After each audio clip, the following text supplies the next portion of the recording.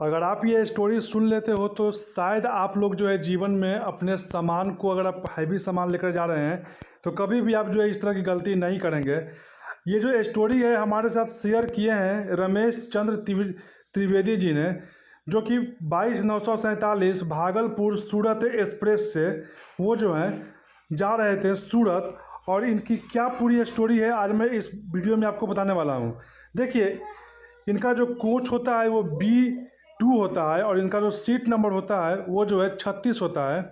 और रमेश चंद्र त्रिवेदी जो भागलपुर के एक प्रतिष्ठित रेशम व्यापारी थे, वे अपनी बेटी की शादी के लिए सूरत जा रहे थे और उनके पास एक पुराना भारी लेदर का अटैची बैग था।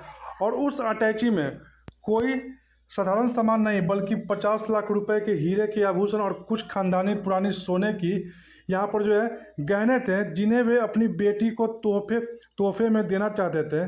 और सुरक्षा के लिहाज से रमेश जी ने उस अटैची को अपनी लोअर बर्थ के नीचे लोहे के जंजीर से ताला लगाकर यहाँ पर बांधा हुआ था और ताले की चाबी अपनी नीचे वाली पैकेट में उन्होंने रखे हुए थे। और ट्रेन जैसे ही किउल और मोकामा के बीच जो है सुनसान इलाकों से गुजर रही थी, अचानक ट्रेन की गति यहाँ पर धीमी होती है और उसी वक्त कोच के दरवाजे पर हल्की सी यहाँ पर जो है सरसराहट होती है और एक अजीबोगरीब घटना यहाँ पे घटती है। पूरी बत्ती जो है अचानक से यहाँ पर जो है ट्रेन की जो है बंद हो जाती है और सिर्फ आपातकालीन नीली बत्तियाँ यहाँ पर जल रही होती है। और ठीक उसी क्षण एक अजीब सी यहाँ पर जो है खुशबू उस कोच में जो है फैल जाती है और रमेश जी की नींद उस खुशबू से जैसे ही खुलती है तो उन्होंने अपनी आंखें खोली और हाथ नीचे करके अपनी अटैची टटोलनी चाहिए तो उनका जो दिल है वो जोर से धड़क उठा, क्योंकि हाथ में सिर्फ लोहे की यहाँ पर कटी हुई चेन ही आई और अटैची वहाँ से गायब थी। और सुबह जब सूरज की किरणें जब सूरत के पास ताप्ती नदी के पुल पर पड़ती है तो ट्रेन सूरत जंक्शन पर आकर यहाँ पर लगी ही थी और रमेश जी का रो रो कर यहाँ पर बुरा हाल था। उन्होंने तुरंत ट्रेन में चल रहे टीटी और जीआरपी को जो है इसकी सूचना दी और मामला यहाँ पर हाई प्रोफाइल चोरी का था, इसीलिए आरपीएफ के इंस्पेक्टर राणा प्रताप सिंह तुरंत मौके पर पहुँच और उन्होंने कोच की यहाँ पर छानबीन करवाई। और एसी कोच में दोनों दरवाजे अंदर से बंद थे, कोई भी बाहरी व्यक्ति रात में कोच के अंदर आ नहीं सकता था। और रमेश जी की तकियों के नीचे रखी चाबी जस की तस थी, मतलब कि वो पैकेट से निकाल करके उस चाबी को जो तकिए के नीचे रखे थे। तो यानी ताला चाबी से यहाँ पर कुछ भी जो है यहाँ पर जो है नहीं काटा या छाटा गया, तो ये आधुनिक कटर से यहाँ पर जो है उस जंजीर को काटा गया। और सीसीटीवी फुटेज चेक करने पर पता चला कि रास्ते में किसी भी स्टेशन पर कोई संदिग्ध व्यक्ति उस कोच में नहीं चढ़ा है।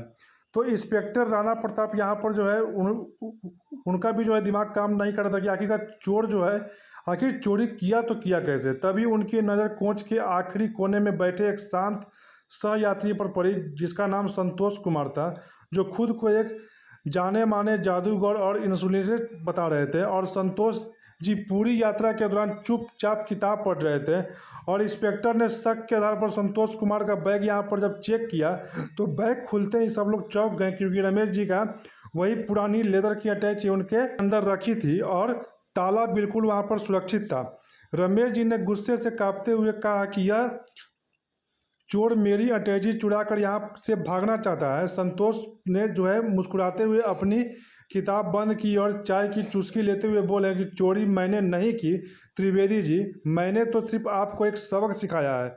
तो इंस्पेक्टर राणा प्रताप ने कड़क आवाज़ में यहाँ से पूछा कि तो संतोष ने समझाया कि कल रात जब आप पटना जंक्शन पर चढ़े थे तब आपने अपनी इस कीमती अटैची का ढिंढोरा पूरे प्लेटफॉर्म पर पीटा था।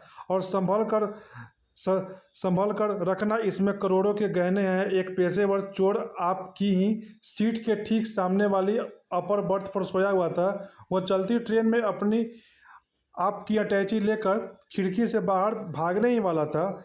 तो संतोष ने आगे बताया कि मैंने अपनी जादुई नज़रों से उस चोर को जो है भांप लिया और मैंने रात के सन्नाटे में अपनी जादुई कला और थोड़ी सी चालाकी से उस चोर के हाथ से अटैची झपट ली और अपनी सीट के नीचे छुपा ली। चोर डर के मारे अगली खिड़की से अंधेरे में कूद कर वहाँ से भाग गया, लेकिन आपकी संपत्ति मैंने बचा ली।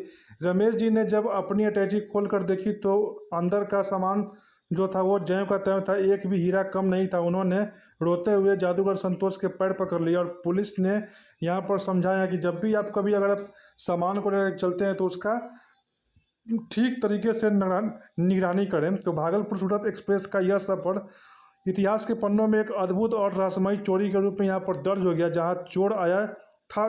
चोर तो यहाँ पे आया था जरूर था, लेकिन उनका जो रमेश जी का सामान है वो उस संतोष कुमार की वजह से वो लेकर के नहीं जा पाया। अगर ये वीडियो आपको अच्छा लगा, हेल्पफुल लगा है, तो आप इस वीडियो को जो है लाइक करिएगा। अगर आप कहीं भी ट्रेन में सफ़र करते हैं कीमती सामान के साथ, तो इन सब चीज़ों से आप बच के रहिएगा और थोड़ा जो है ज़्यादा यहाँ पर जो है आप सतर्कता दिखाइएगा। तो वीडियो अच्छा लगे तो वीडियो को लाइक करिएगा, ज़्यादा अच्छा लगे तो आईडी को फॉलो कर लीजिएगा।